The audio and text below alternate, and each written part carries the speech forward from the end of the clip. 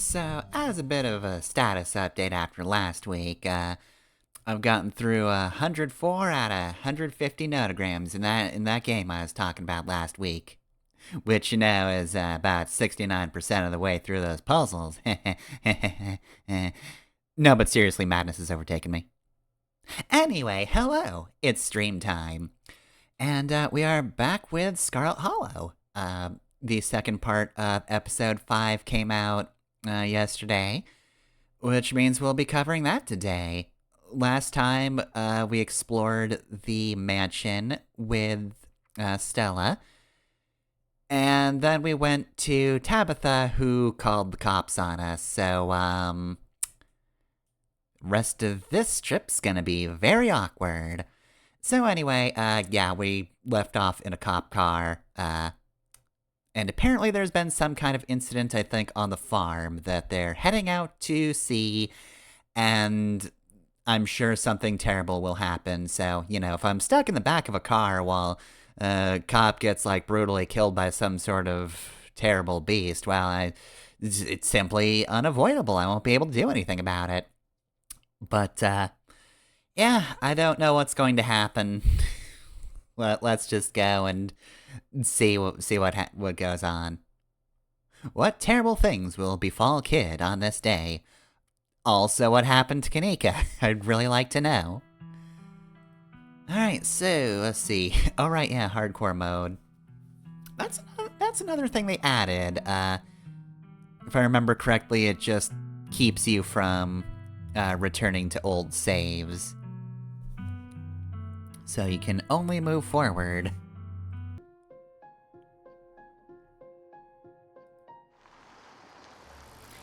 As the car pulls up to the farms, you feel it again. A tingling at the back of your skull. An urgency. Almost like a hand pressing you gently forward with a threat that it might become more forceful if you don't comply. Like so much crying. Crying that can only stop if you tend to it. There is another stone here, and it is refusing to let you ignore it. Sorry, I've gotta go tend to a stone. I gotta go see the ancient history. It's not really that ancient. I've gotta see the history of my family's horrible crimes against the town, and some of the crimes against them. There's an ebb and flow to it. The feeling is strange when you try to examine it. Contradictory.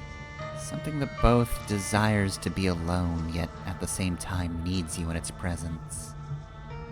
It's bringing something into this world, and it needs your help delivering it. Oh, that's worrying. I don't know if I want to be a conduit to that, unless it's helpful. I get the distinct feeling it's not. Deputy Franklin gets out of the car, leaving you in the back as he joins the assembled crowd.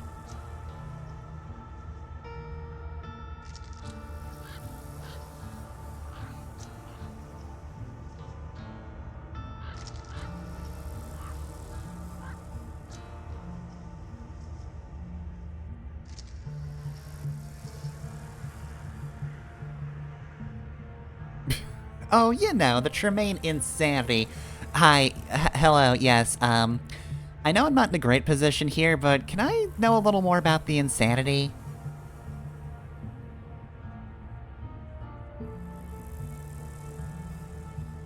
The woman, who you take to be Beau's mom, reluctantly returns to the porch of her house, watching the other building intently as the officers talk amongst themselves. Okay, well, I would like to help Beau, considering I got her husband killed and his dad killed. So, I feel like I should at least help them. These guys don't care. They can all explode as far as I'm concerned.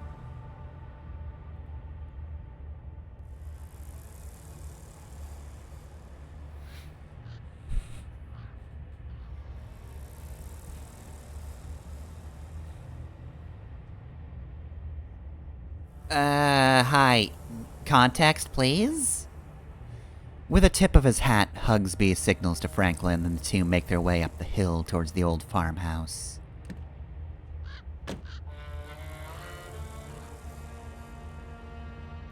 Yeah. I don't care how nice you're being. The thing calling out to you is starting to lose its patience. You need to find a way out of here before it gets angry. Oh, lovely. I didn't know it had emotions.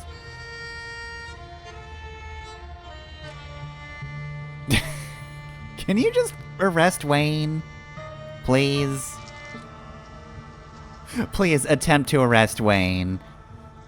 I think we're cool enough at this point where he'd understand that I'm just trying to get y'all punched.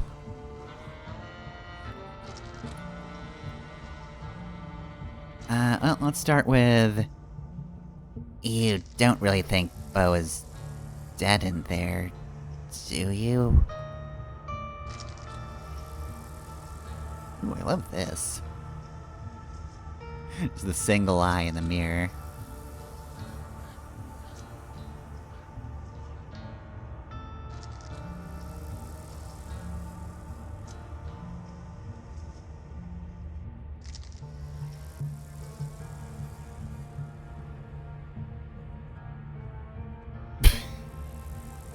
Let's just talk to him about the cursed stone. I'm sure he'll let us after that. We don't have $100.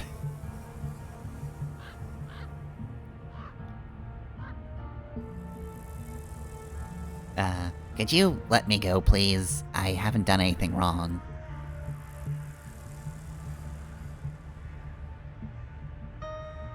Mm-hmm. Yep, of course. I don't have a lawyer, but I am demanding my lawyer.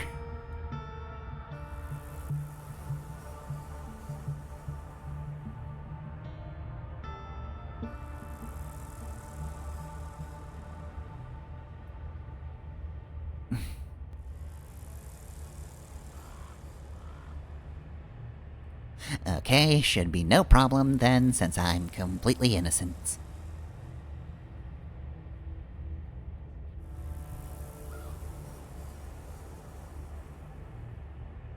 I don't think I'm gonna bring this up. I want Wayne to come to the rescue in a completely unexpected manner. You know what? Sure, why not? Let's just be forthright. I have reason to suspect there's a cursed stone in there that holds some kind of ancient, possibly evil magic. No, it's usually more just like a sigil. He laughs at his own unfunny joke. There's a sound coming from the house on the hill, shouting, angry, and panicked. A frantic voice crackles over the radio.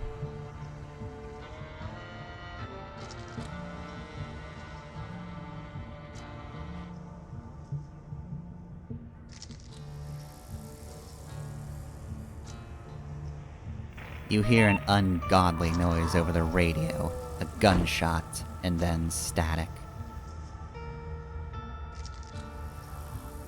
But there's only silence. Deputy Derrickson hesitates briefly outside your door, as if hoping someone might leave the farmhouse without his getting involved. But after a few seconds, he's heading up the hill yelling something to Irma. And then a figure appears outside of the car door. Hey, Wayne. A moment later, you hear the click of a lock.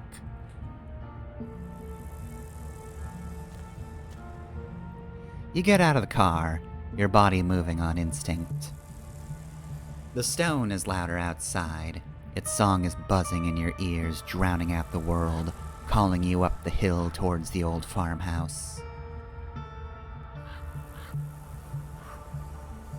Alright, I don't think I was safe in there. You're only safe in there until everybody else is dead, and then what killed them comes for you. Anyway, Wayne knows about the magic stuff, so hey. Can't think straight. That's all you're able to sputter out. The buzzing drowns out your words. You can almost feel its pulling, your feet aching to move. Don't like that.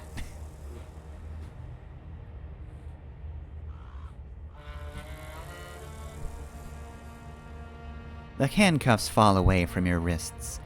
You weren't paying attention to what he did to make that happen because it doesn't matter. You have somewhere to be.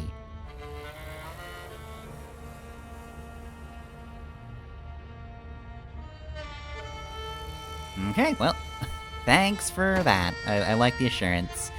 He gives you a hard shove forward, and then he's gone. But you're interrupted by yet another car pulling up to the scene. They're getting eaten. The talking is just noise. Their words don't matter. There's a humming in your head, almost like a voice. One you can just barely make out. But you know it will be clearer the closer you get to the stone. You start wandering up towards the farmhouse at the top of the hill. I'm answering calls.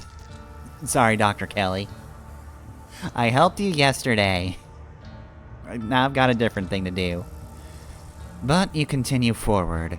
You barely even notice your hands slipping over the doorknob. And now you're inside. Oh, goodness gracious. Well, this would be horrible if you weren't a cop. Sheriff Hugby dangles in the middle of the room. An axe attached to some strange mechanism in the ceiling is embedded in his face, holding up his corpse in an imitation of life.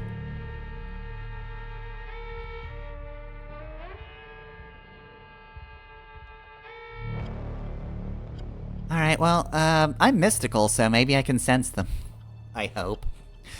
Past the body, you can see a giant pumpkin through the door to the garage, cracked open, its guts strewn across the floor, seeds dotted across the hardwood like a trail of breadcrumbs leading to the basement stairs.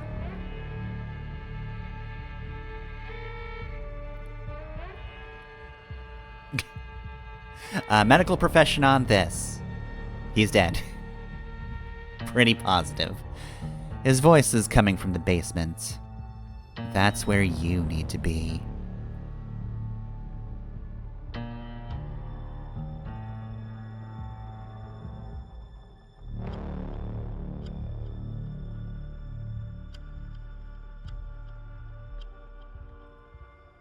It won't be blocked for you.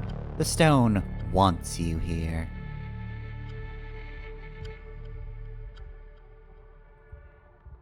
Oh, Avery's here?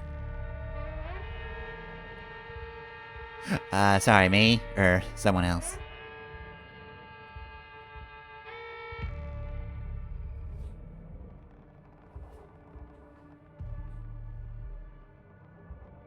Dr. Kelly quickly pulls out her phone.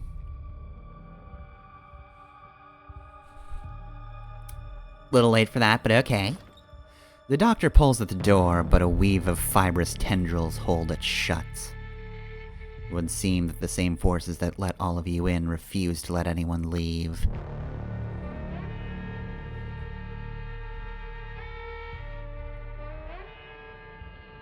But you already know what to do. Approach the basement.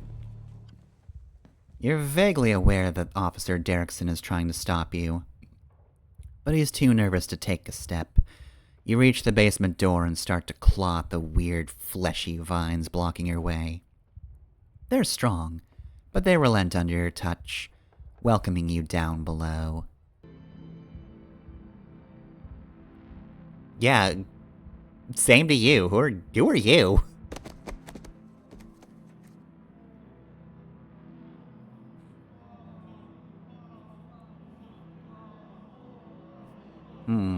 Okay. So, I'm anti-town trapping, so, already I'm sorry, Wayne, but I'm kind of, on Team Witch.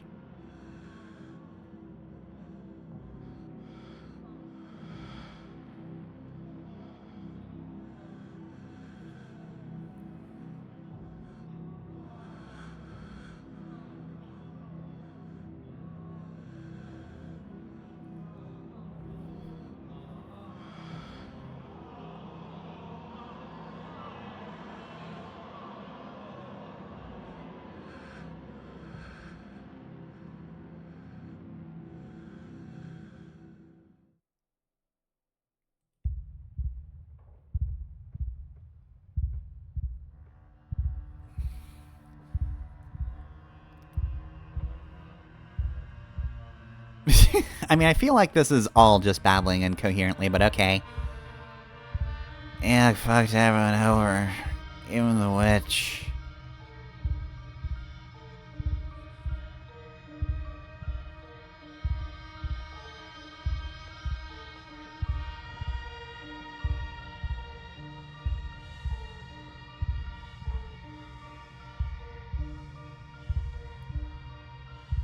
It really is not good, Avery.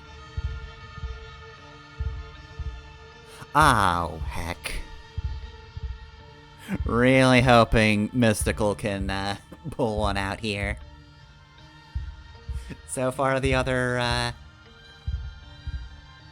traits have gotten their time to shine. I'm hoping Mystical. I don't think it helped last time. Oh, hey, how's it going?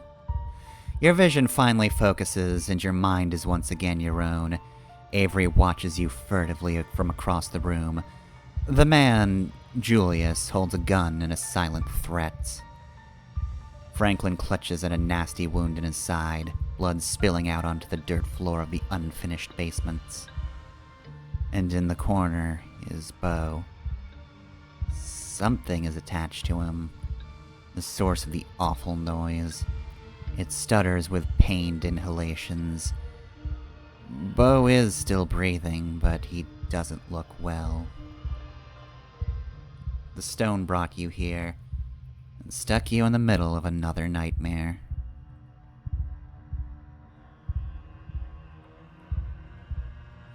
Even as she yells to you, her voice is faint, barely audible behind the now thickened roots and vines that block your escape.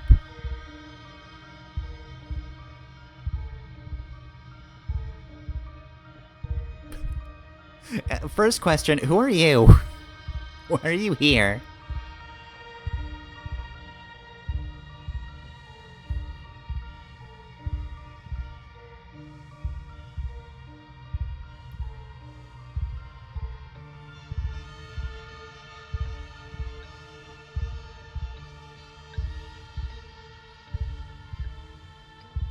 Alright.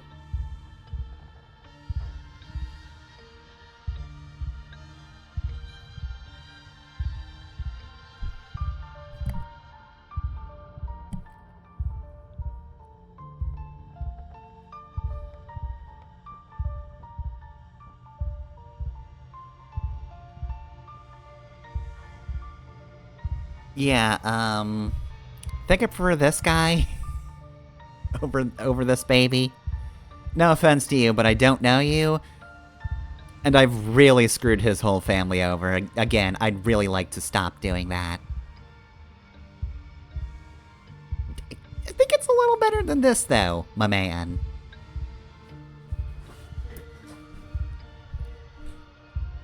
Buddy, I get the distinct feeling I'm going to have to make this baby not exist.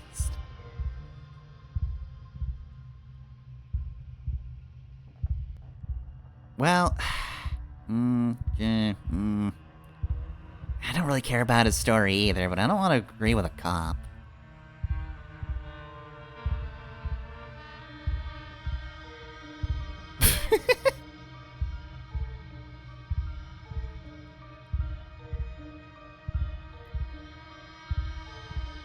Bo, can you hear me? Are you alive?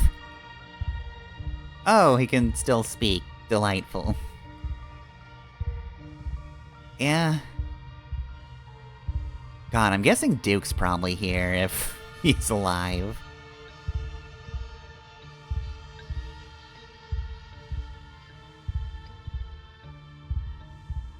I don't really know who you are or care about you, my dude.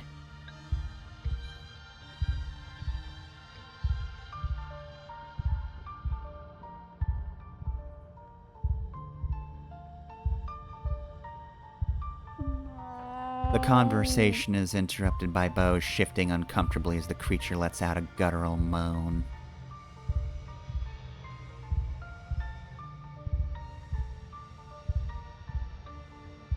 I really don't like you.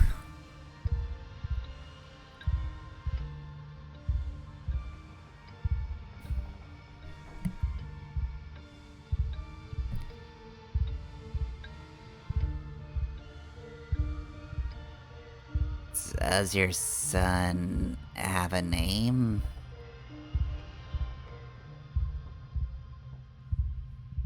Okay, well, this is awkward.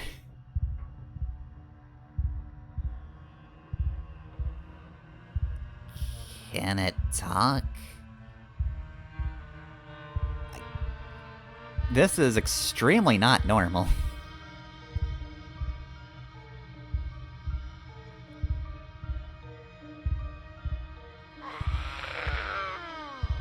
The baby makes a horrible sound that is not even remotely similar to Mama. Bo squirms with discomfort. The baby seems to be digging deeper.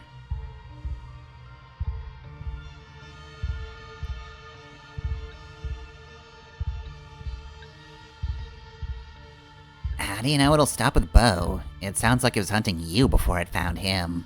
What happens when it gets hungry again?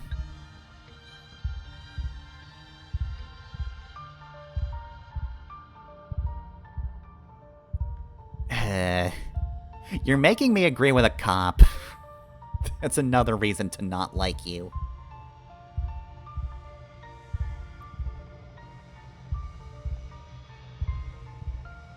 Is there really no way we could separate him from Bo? Maybe if we offered him something better?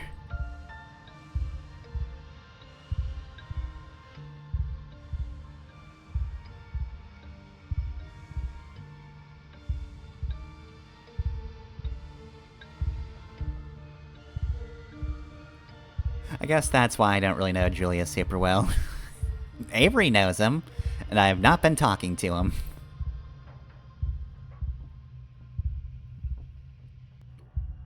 Anything else here?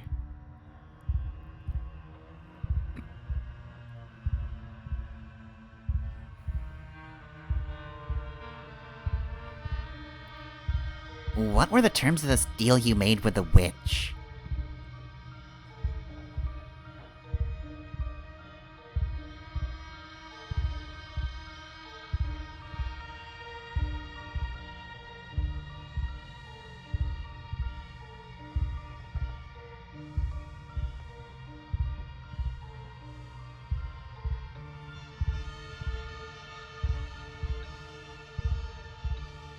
Does he look worse? Should I not be taking so many explore options?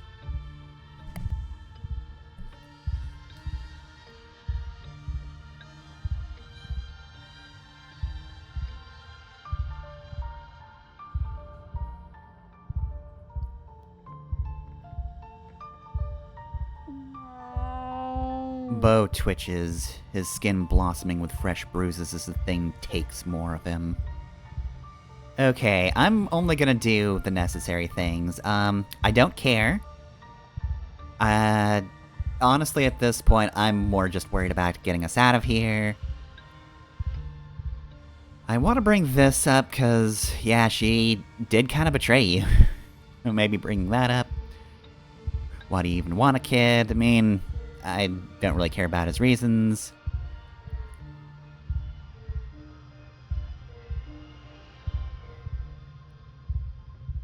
Okay, what was the one here again?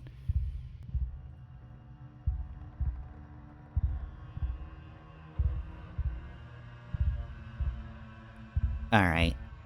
I'll plead a little bit, but if he stays unmoving, I'm just gonna say, kill it. that your child is actively murdering somebody.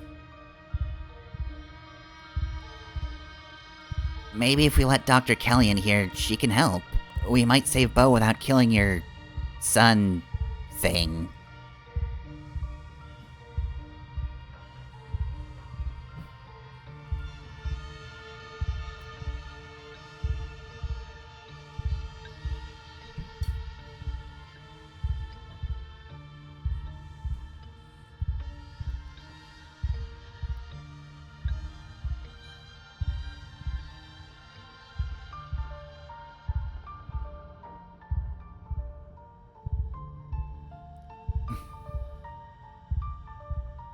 Life is unfair to you, so you, what, kill a man over it?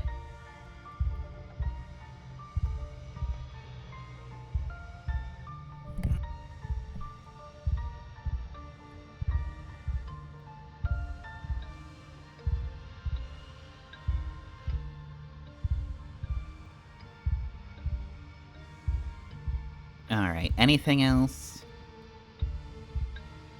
Bone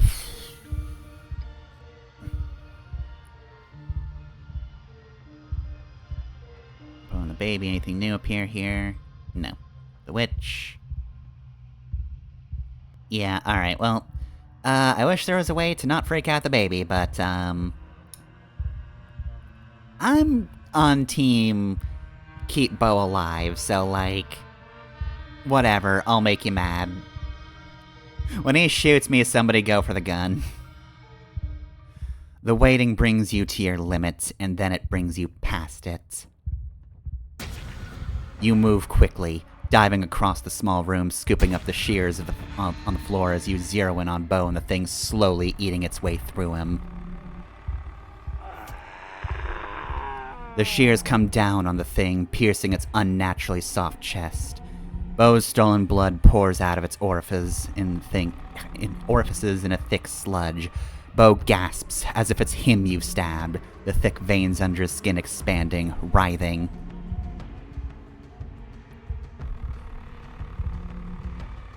You whirl around to see his gun trained on you, your heart freezing in a split second of utter terror. Franklin stumbles forward, trying to reach for his gun, but not able to stifle a cry of pain. Julius's attention is pulled away from you, towards the sorry side of the cop, trying desperately to wield his pistol. Oh, is Avery gonna get shot for this? A gun goes off. You dive to the floor, panicked, your ears ringing uncomfortably. No more shots follow. You open your eyes, readjusting to the gloom. Oh, you're the only person I didn't want to get shot in this situation. Avery is gasping on the ground near Bo. Their patterned shirt is stained with their own blood.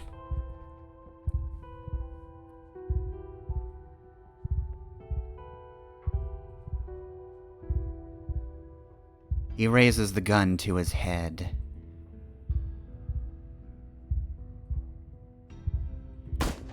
But whatever Avery was about to try to say is silenced when Julius pulls the trigger. Once again, the world feels quiet in the aftermath of the gunshots. Julius's body slumps against the wall, limp and dead, a bullet hole smoldering at his temple.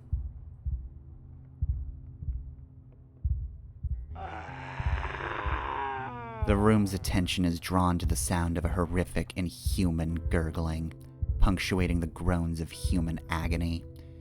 It would seem that you did not quite manage to finish the job.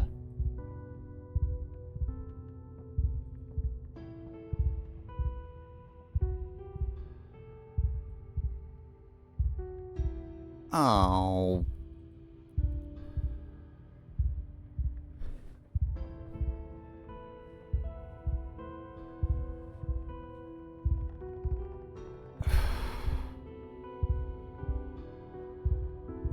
But we can get the doctor to fix you. You might not even be dying.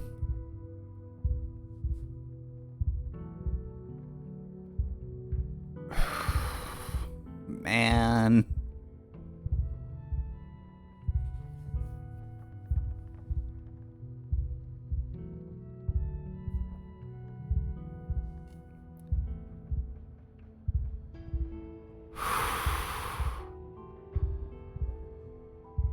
Oh boy.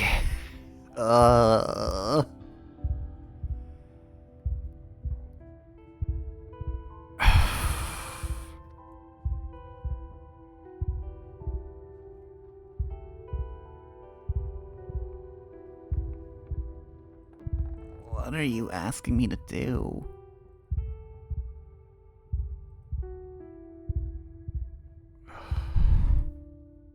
Can I hide the thing? Gunshots right. I mean, there's no good place to get shot.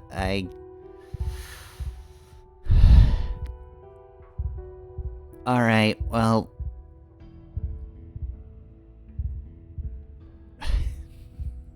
Man, I have not treated Avery well at all. I don't like this, but if it's really what you want, I don't think medical personnel is gonna be here in time. But his pleas fall on deaf ears. You cross the room, kneeling next to Avery and Bo and the wounded thing.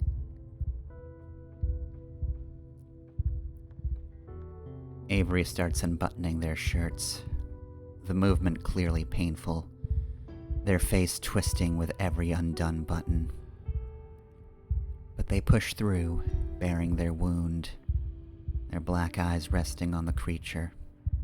It looks to be in as much pain as they are, its breaths ragged, Bo's blood trickling from its wide mouth.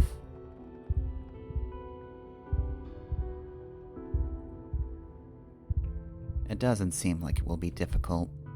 The thing has already noticed the smell of fresh blood, its tendrils shifting under Bo's skin, its bulbous head turning towards Avery to stare with a sightless eyes at the inviting wound. All you have to do is give it a nudge, and like a dog waiting for a command from its master, it peels itself away from Bo, willfully releasing his drained body in favor of its new host. Avery cries out, heaving, stuttering gasps of pain as the tendrils slide into the opened wound, winding their way beneath their skin. Bo twitches too, seizing as if he's released, the two of them becoming a chorus of shock as the weak body of the creature coils itself around Avery, clinging desperately, sealing its weeping gash against theirs. Avery's breaths become even, their eyelids sliding closed, their heart continuing to beat as they slip into unconsciousness. And the creature, too, seems to sigh in relief. The panic fades. Use horrific means to save 2 lives. Jesus.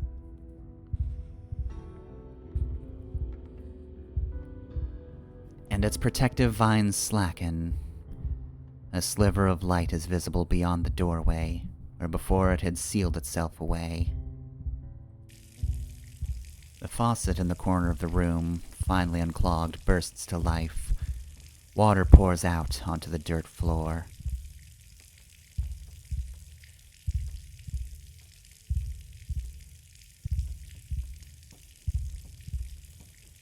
Your hands are wet.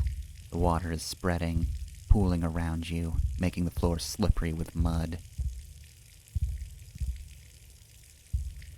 Dr. Kelly rushes down the now unblocked stairs, her eyes wide with horror at the scene in the basement.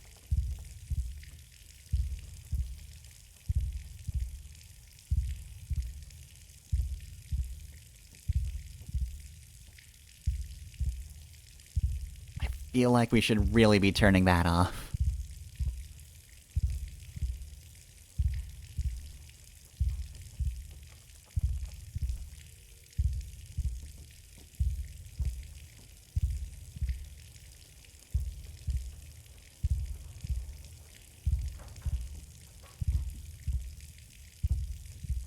Am I hallucinating? Do you guys see the water?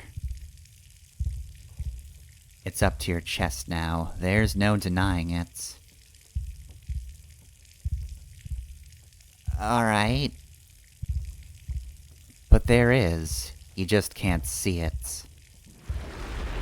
Because his words are swallowed by the flood. Finish episode 5. Jesus. You feel like you're choking. There's water in your lungs, or there should be. Your ears are filled with the sound of a rushing current. It's cold and dark, and there are people screaming somewhere. What is my cursor? Oh, my cursor's an eye that blinks.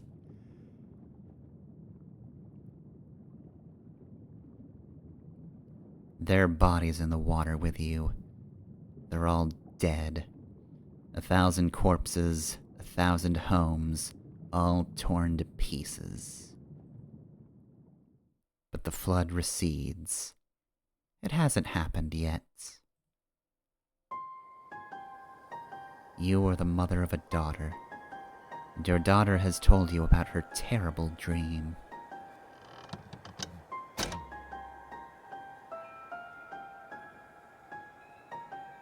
You are not the one who had the vision. Not yet. It has only been described to you by the daughter you have been teaching, as your mother taught you.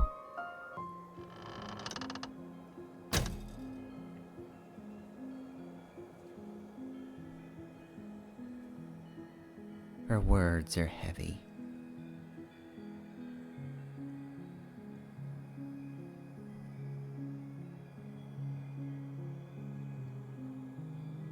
How can you be sure? Maybe it's only a dream.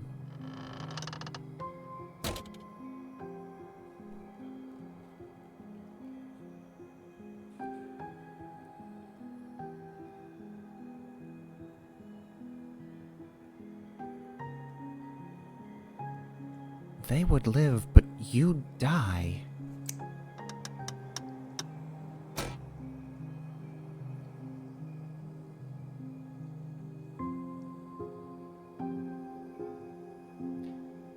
Your daughter is confident.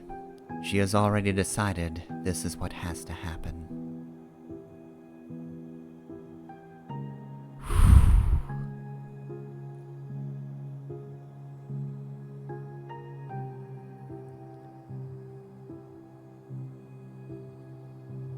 Well, I mean... Don't know who you are, but, 1,000 is a very big number. You accept your daughter's decision. She is not the child she once was, and there is a confidence in her heart that you have no choice but to respect. You take her back. Her power becomes yours. The flood does not come. The village is saved, and no one ever knows the sacrifice that was made for their lives.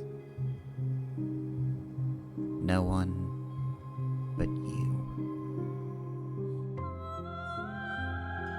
Years have passed. You outlive everyone you used to know. You move on. You meet new people. You start a new life. You have another daughter. This time, the vision is yours. The piece of your first daughter that lives in you shows you what is coming. Rotting bodies in the streets, the smell of sickness on the wind, church bells ringing for an endless parade of funerals, an entire city whose gates will never reopen. Everyone inside the walls falling to the curse of plague. You are among their number, your body no longer strong enough to heal even itself. You are not enough to stop it. Not as you are. There is another path, a narrow thread. If you were stronger, you could tug at it and unravel the tapestry of the future. Oh no. I'm going to guess the witch is not going to have as willing a sacrifice this time. Your daughter will never be as strong as you are. Not after what you had to do. But she still carries in her some strength. Enough.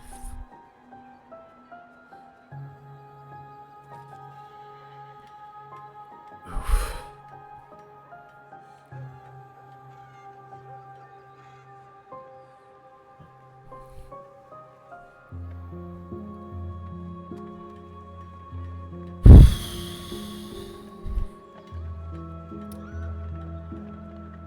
I don't think she's gonna be as willing.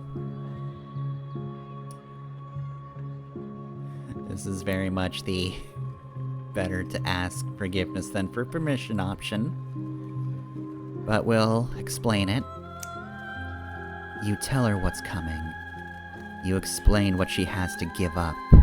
What you both have to give up. You love your daughter, after all. You will miss her, as you miss your first daughter. She is angry. Even when you try to explain that she will be a part of you, she won't die. She cries and cries, and she tries to run away from you. Fate is attempting to cut its loose thread.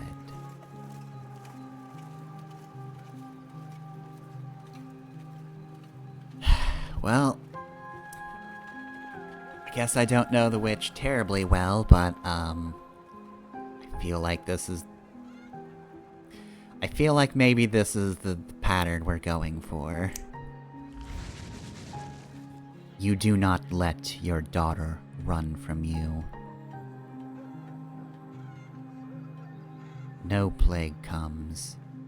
The city never knows that it would have been a ruin. But there is an unhappiness in you. She didn't understand, and what you took of her is angry, confused, restless. You will have to carry that with you. It is part of the burden of what you are. Though no one knows the depth of what you have done, over the years, you have not escaped notice. You find yourself in a capital, in a place whose name has changed too many times to count. A war is brewing. The eyes of those who hold fate in their hands are on you. Their lips asking which threads to pull and which to cut. And the tapestry is once again revealed to you. The war rages, and it never stops raging. Bleeding that spans generations. Children born to die. Decades of pain that leave a raw wound on the world. Or it ends before it begins. The few die for the sake of the many. You can guide powerful hands to crush those that need crushing. If only you have more power of your own. You call your daughter to you. You raise them differently these days. The disquiet left by the reluctant daughter taught you a permanent lesson. They don't need convincing anymore. They are ready to return to you whenever you need them.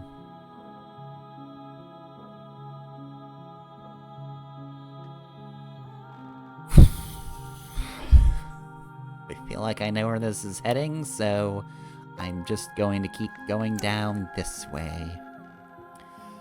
This daughter joins her sisters easily, as she has been trained to do.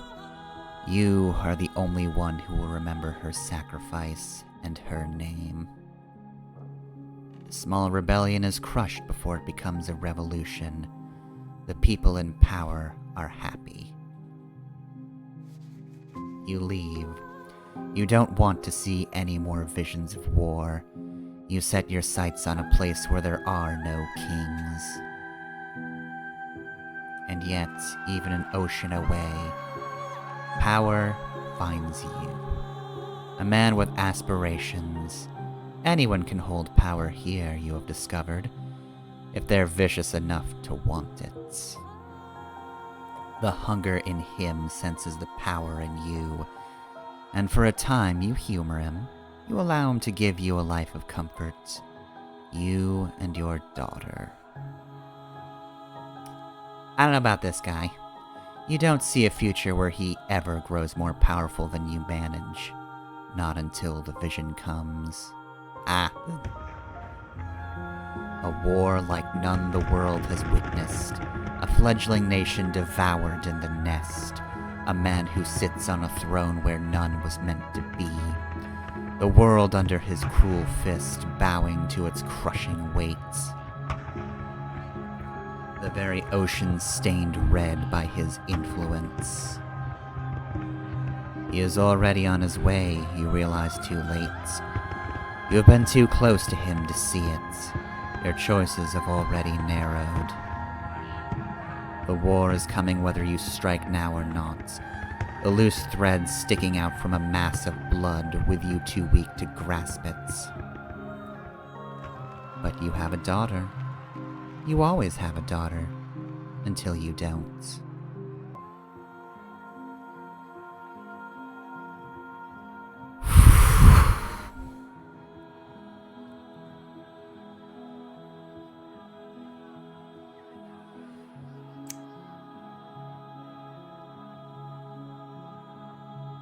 She joins her sisters, as is her destiny, and you remove him from the world.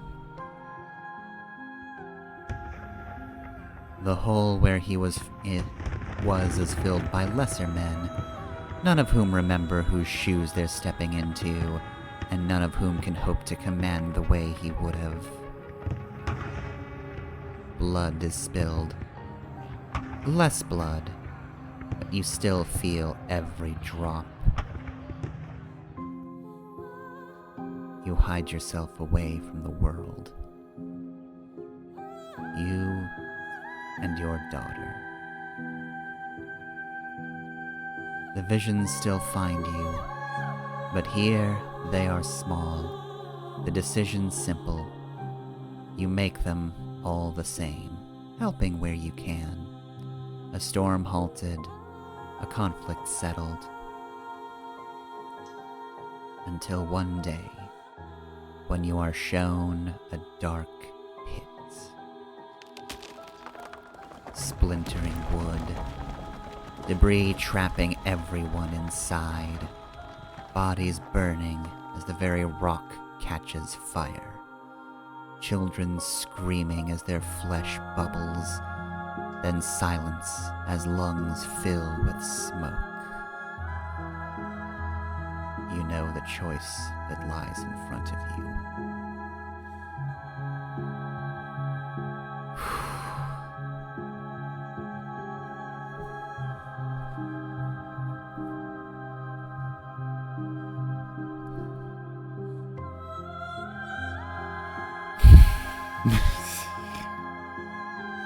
This is, a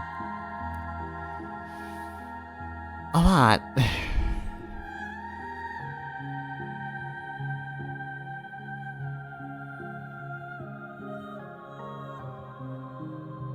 Maybe this is the point where she just can't anymore, but oof. I feel like if I keep taking back daughters, eventually it's just going to be, also, yeah, Kanika's gone too. You made too many choices, now you can't do anything to save her.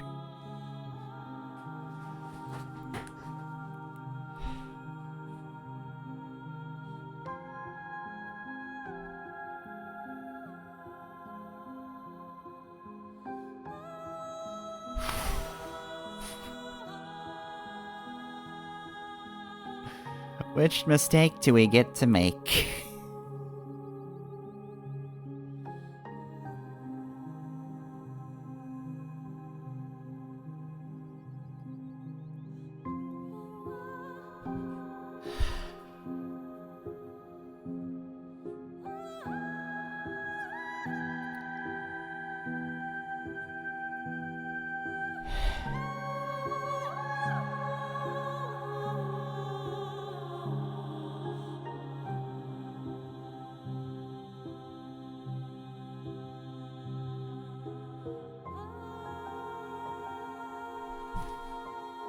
Man, this isn't even a present-day choice. What happened here already happened. And I am still having a harder time with this than with most things as kid. Ugh.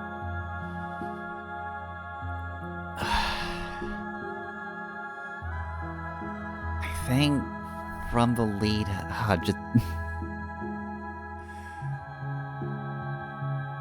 I think from the lead up, maybe this is the point where she just can't stand having to do this anymore, but also if she doesn't, that's so many other lives lost. God, just imagine getting hit by a trolley problem every, 50 years. This sucks. I'm assuming this is Sybil. Man. I hate this for you, Sybil.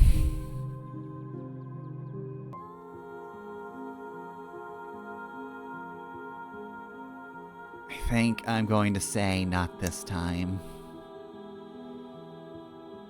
You take your daughter's hand, and you look her in the eyes. They're green, like yours. You don't want to do it this time. You stare out over the hills together as a plume of smoke rises into the air. But you can't hear the screams from here. You assume you will die one day, like anyone else. After all, you're long past due. Maybe you'll be lucky enough to know your grandchildren before you go. Then the man comes, and with him, a vision. He has already decided. He is bringing something here, something ravenous that doesn't belong, but that has been pressing at the edges of your world, trying to find a way in. It has its way now, whether you help him or not. More of the thread you followed comes into focus, and for the first time, you follow it beyond your death. Disaster after disaster, crisis after crisis. Thousands of years of little cuts that you weren't there to mend. On and on it goes, longer than you can ever hope to follow. Its toll eternal and incalculable. But there's a new thread, too. If you are patient enough, if you are strong enough when the moment finally comes, if you do everything right, you can devour this thing that sits outside the world. And it will give you so much power that you'll never have to take back a daughter again. You could fix as many things as you'd care to fix. Floods, plagues, wars, kings. You look into her green eyes, so much like yours.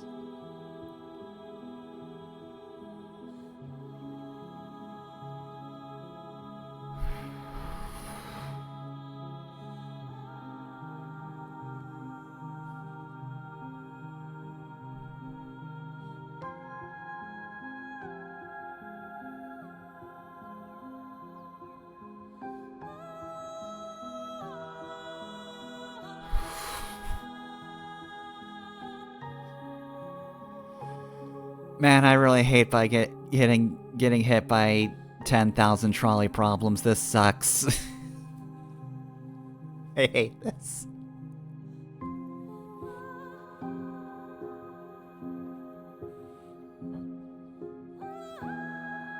This is just infinite branching trolley problems.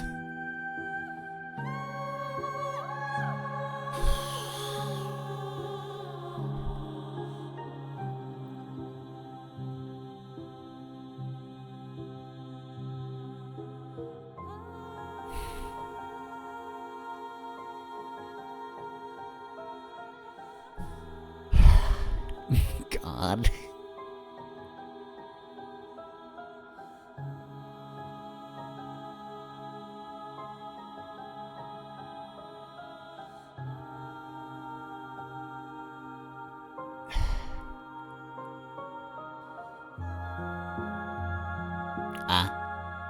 was made for me. But you did. Make no incorrect choices while retreading the past. Well, I'm glad I got the golden route. I feel so great for it. I feel absolutely fantastic. Not like I've been run over by 10,000 trolleys. Thanks. You welcome her back, as you have with every daughter before her, and you help the man. He is arrogant. He cheats the thing from another world in every way he can. He wastes your time. There will have to be more daughters before the day comes that this will be over. But days and daughters come and go, and you are very patient.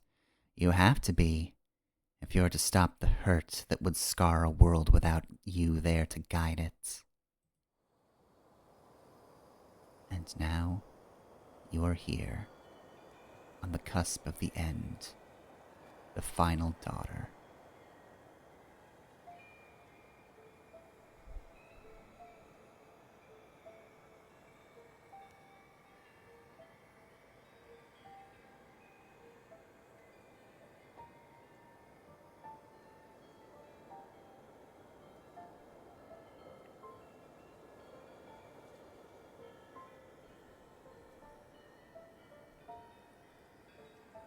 Everyone out there forgot about you, Kanika.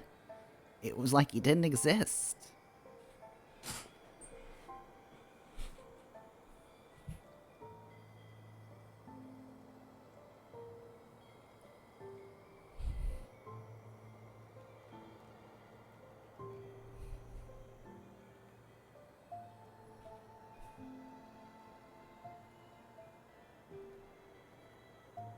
What decision?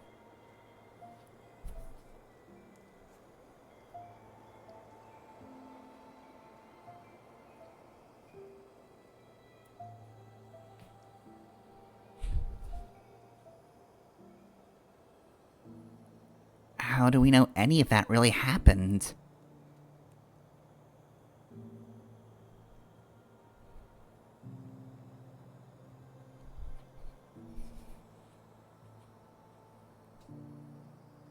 What exactly is she trying to prevent? Do you even know?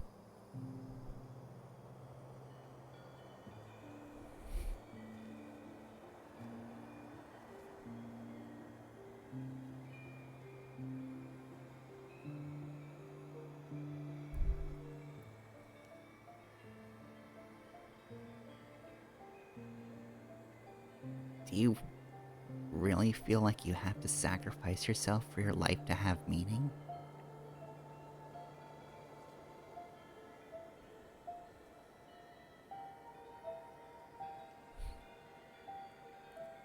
You know, I don't think I've ever seen you without glasses before.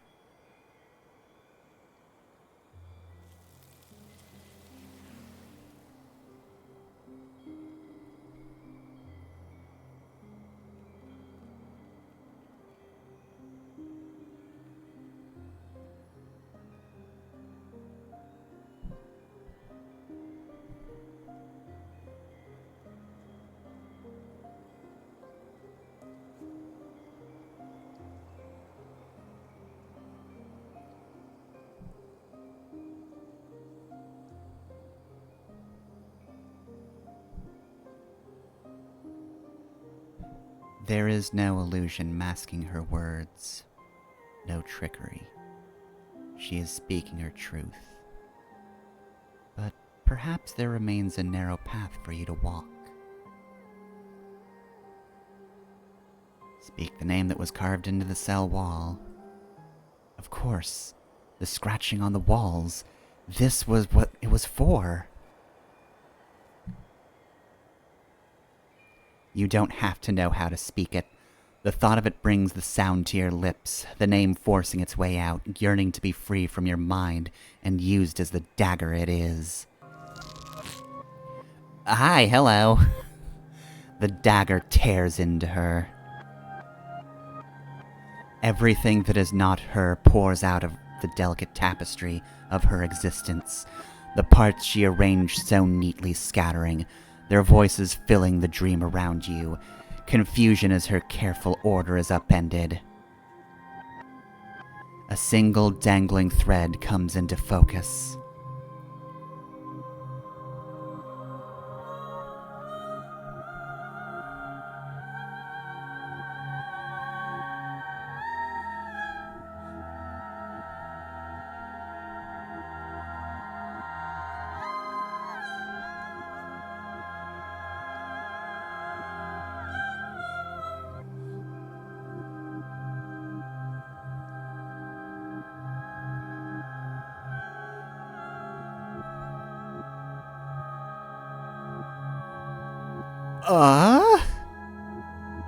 Okay. Third trait? But I also don't want to kill Kanika is the thing.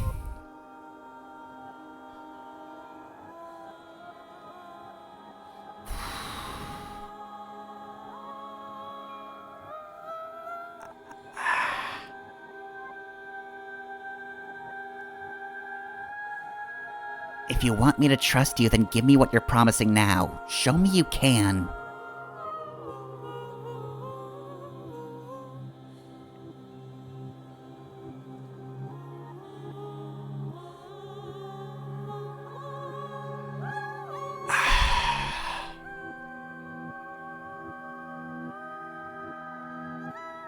You know, if you just uncovered her mouth, that'd be great. Like, I just want her to say one more time that she's fine with it, and it wouldn't be a comfortable choice, but at least she'd be making it. I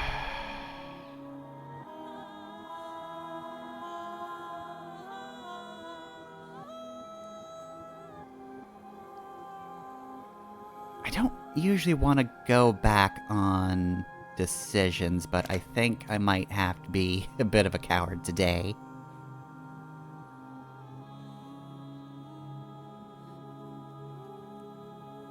Because I don't know what this does. You ignore her offer. You grab the thread and pull.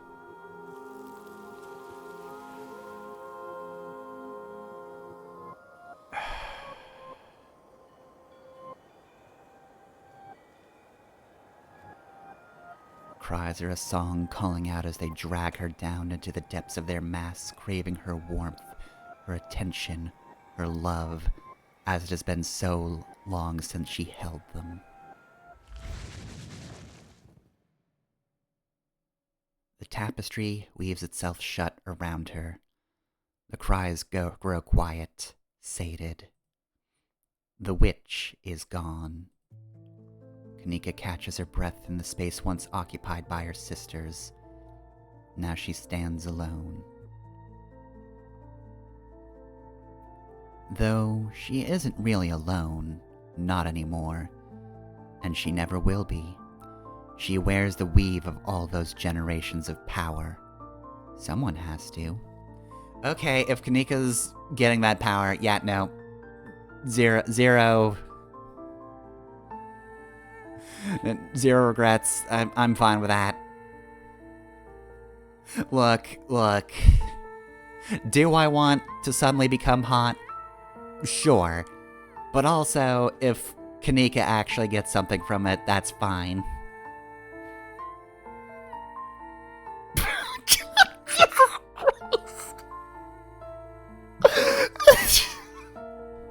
Not the time. Was that really you earlier? Or was that her talking through you?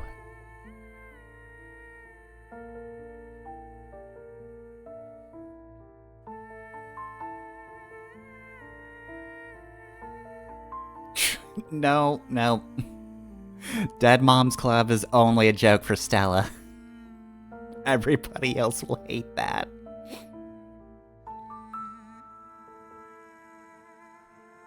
Oh, Gee, don't call her mom a problem. Granted, I think maybe it's a little deserved, but like... the woman was faced with just a lifetime of trolley problems. I don't think she was necessarily evil, but also... yeah, let's hopefully not have to sacrifice any more daughters. I think I gave you her power.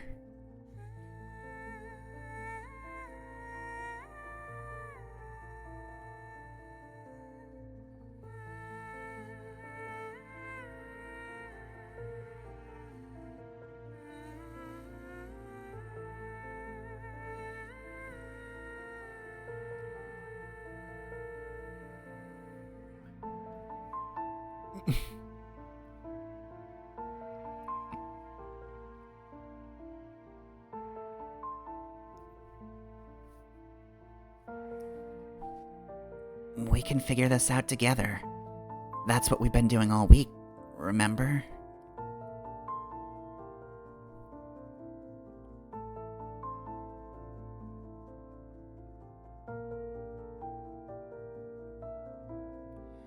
She takes a deep breath, collecting herself.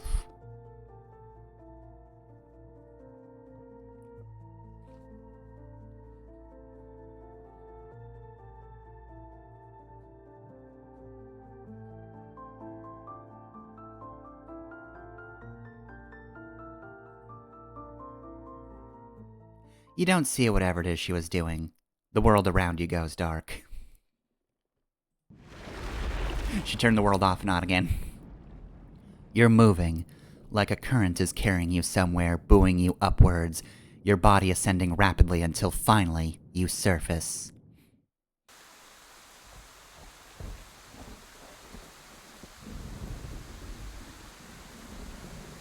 We did it! Yay! You're outside. It's raining. You have no idea where you are.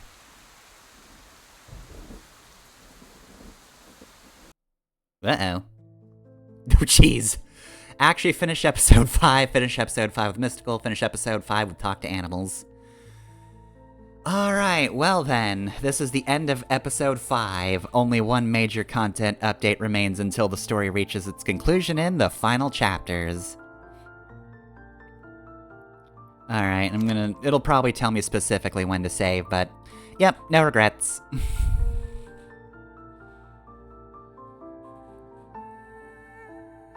Game now. Okay. Take that to be literal.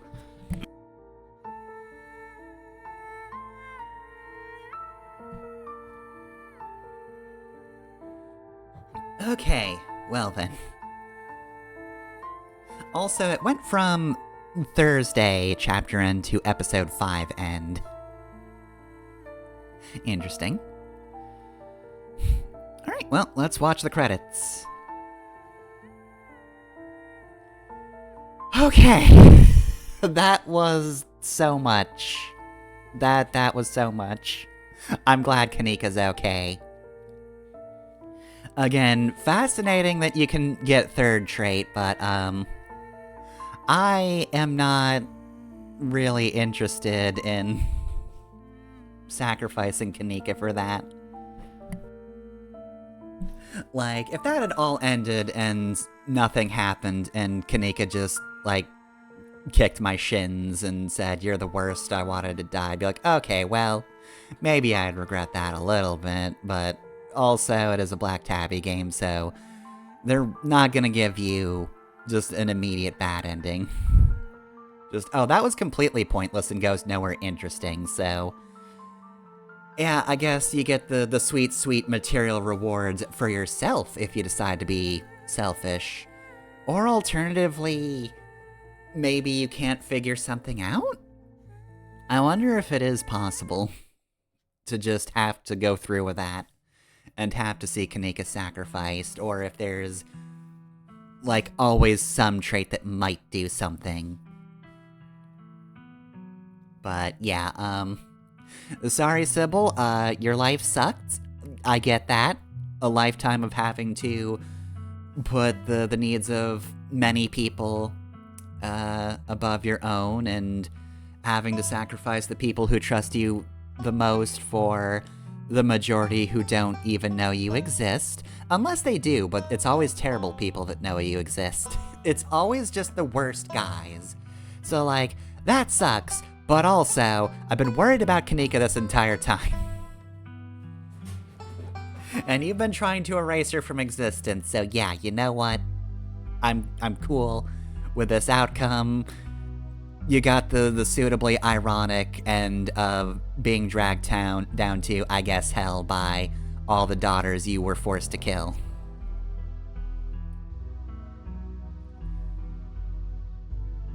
Well then, that was so much. That... God. Oof.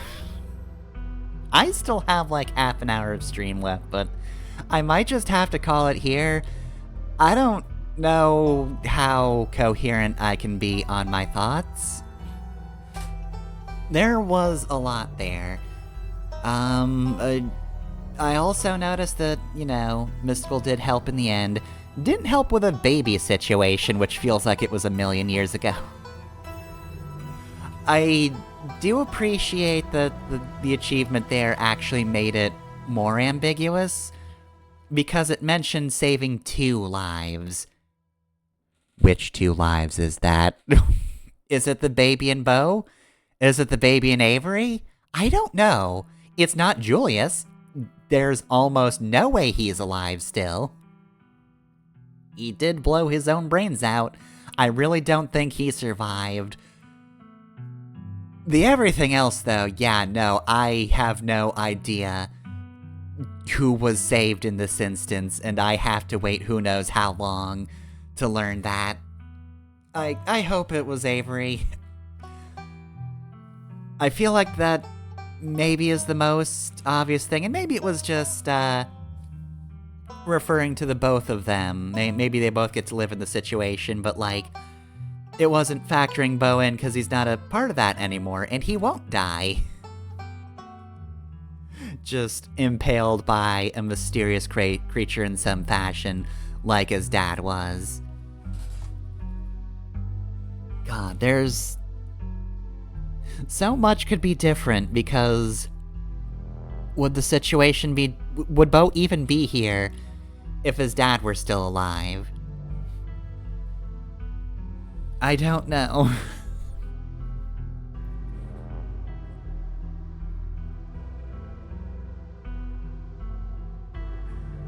Yeah, this is why these take a while to happen, though. There's so many permutations by this point.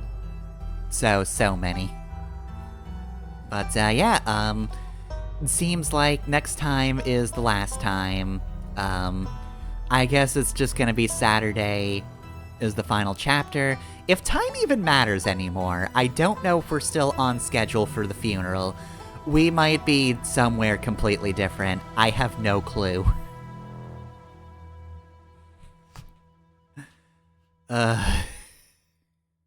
God, that, So, I haven't actually played, like, at least one of the chapters, if not more, as some of the other characters I set up the last time this came around. I just did not get around to replaying these. I'm definitely gonna have to play other characters, A, to see if there are any differences in general in the early chapters.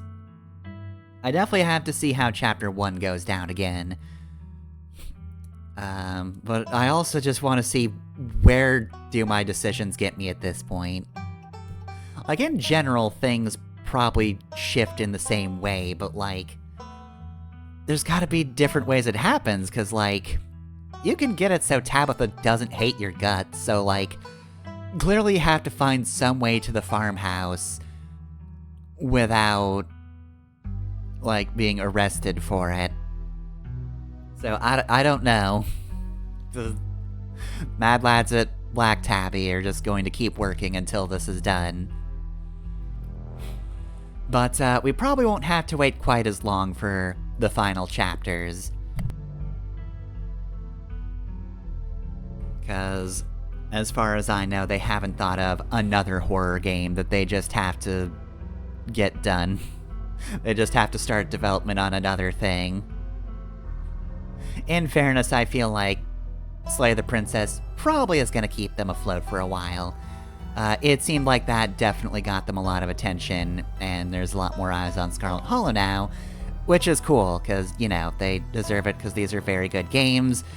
And also, so I can say, well, I was there before it was cool. I was more or less on the ground floor of this. Yeah, I'm just gonna, you know, tumble brag a little bit. I'm gonna be real annoying about it. No, in all seriousness, though, I'm happy for them. Also, I can't speak anymore, unsurprisingly. Yeah, just in general, these games jive with me a lot. This is extremely a wavelength game to me, this and Slay the Princess, so... I'm gonna be thinking about this for a few days, and again, once I am free from nonograms, maybe I'll start the other characters that I have, to just see what the other traits get me. I'm sure I have at least one character who will be terrible enough to be like, oh yeah, give me power. Yeah, I want that power, make me hot. Sacrifice your daughter so I can be hot now. I feel like there should be an achievement for that just calls you out. Like, of all the things you could be, you just decide, I'm gonna be real attractive. Granted, it is very attractive, just unwaveringly attractive. It's a really good social trait.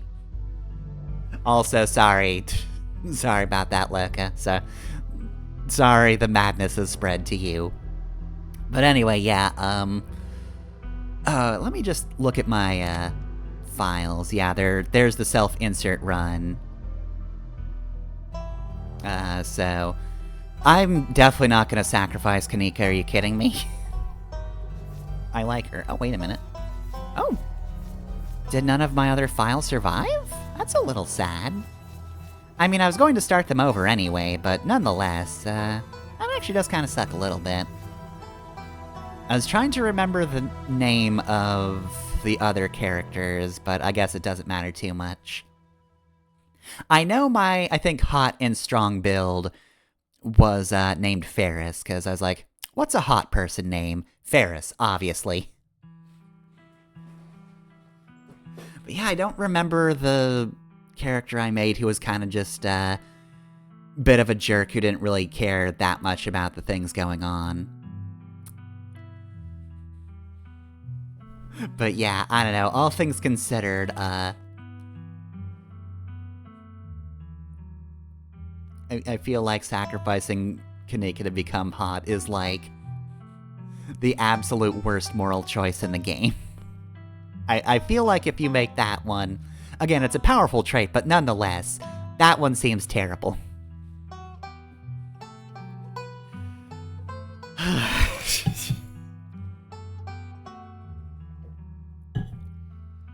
God.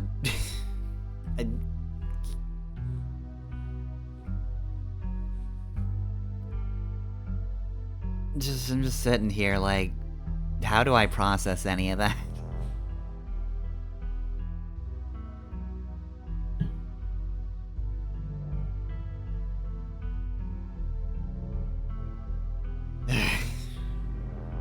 I will also say I did really appreciate the use of mannequins in that whole flashback to represent the idea of having to distance yourself from everything. And then it draws a face on the one daughter.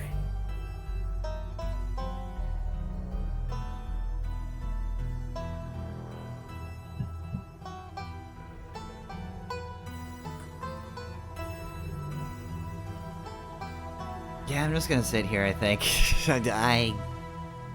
Episode 5's really good, I'm just gonna say that. In case you didn't parse that from my just sitting here stuttering. Yeah, that's just good. I think, much like Slay the Princess, the story does a very good job of setting up characters that are understandable in their motivations. Like, there's nobody here who's just like, heh, I'm evil. Except for, like, the backstory characters. Like, Enoch seems like he just sucks. He seems like he's just a horrible, wretched person.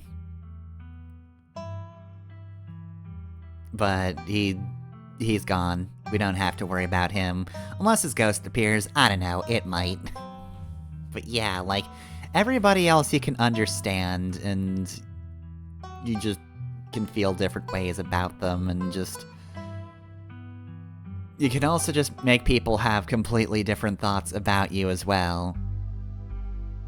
Like, I feel like we went into the basement scene as neutral as possible with Avery.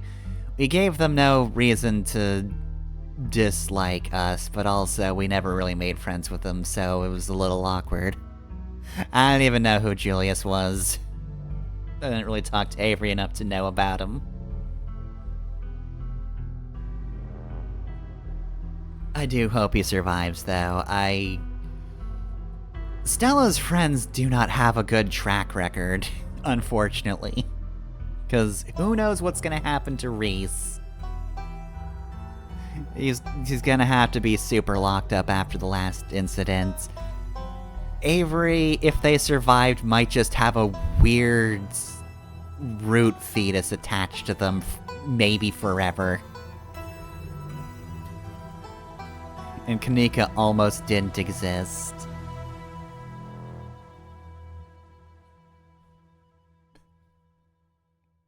I hate that my first thought after saying that was just Sybil saying, "You know exist."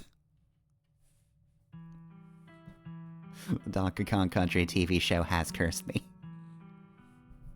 Sybil let me go back to my home. Okay, yeah, I feel like I'm just gonna say, and just talk in circles for a while if I don't just cut the stream. And, you know, the New York Times might get on my case about that, so I should definitely stop, before that happens.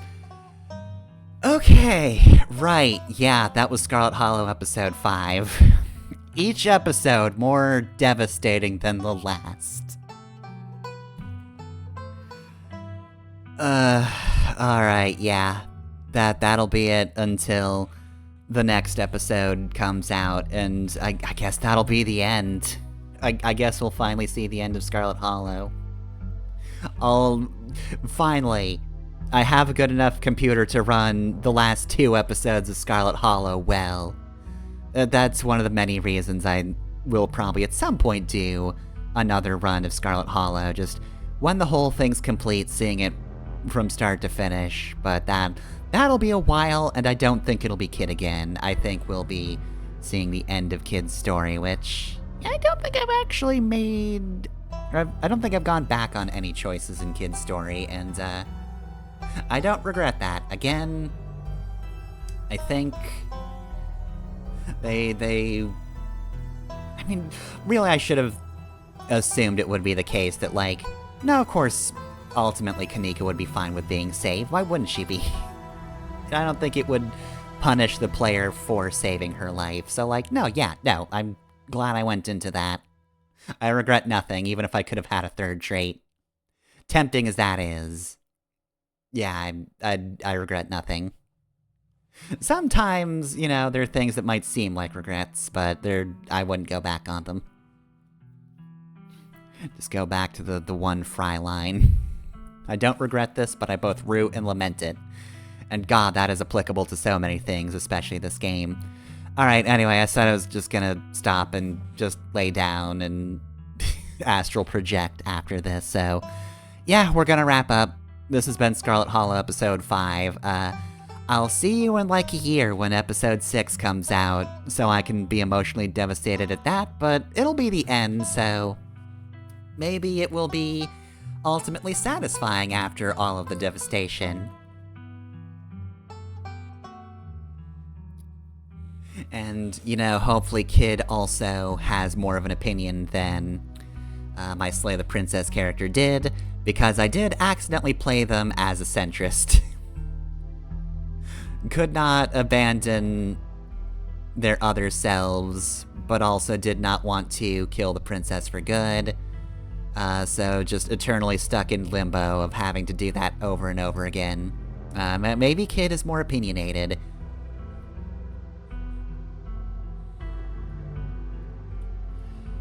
Either way though, yeah, that'll happen when it happens. I'm looking forward to it. But I will have to be patient. Anyway though, right, so, yeah, next week, 9 to 11 p.m. Eastern Time. I guess since Scott Pilgrim EX is coming out soon, I can't just start anything. So I'll do another Scribblenauts Unlimited stream. But yeah, we'll do Scott Pilgrim EX, and then there's been some Switch stuff I've been meaning to do, so I'll play one or two of those. And then maybe I'll do Spider-Man Shattered Dimensions. I did wonder about doing that. And, you know, now I'm thinking about Spider-Man a bit, so... anyway, that's long-term stuff, though. As for other streams, Tuesday, 7 to 9 p.m. Eastern Time is Xenoblade Chronicles X. We're gonna be, just continuing on with side quests. I've gotten pretty much everything I want in terms of movesets, so it's more or less just fine-tuning the everything around it. I don't care, Windows Update, go away. It's fine-tuning the everything around it that I'll have to do as we continue, but yeah, we'll just keep on doing side quests until we hit Chapter 11.